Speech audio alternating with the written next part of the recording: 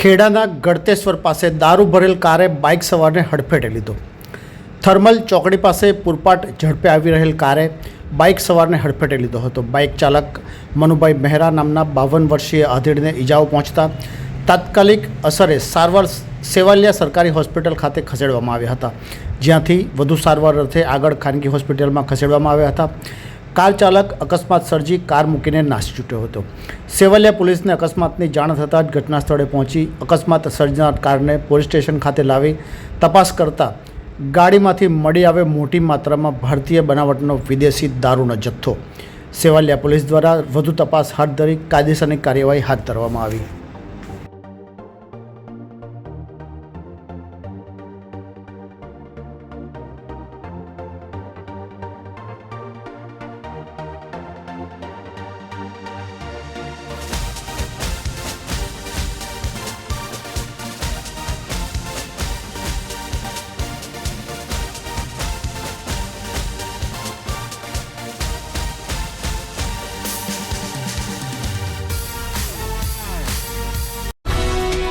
ये है हलचल टीवी नेटवर्क और आप देख रहे हैं हलचल टीवी न्यूज़।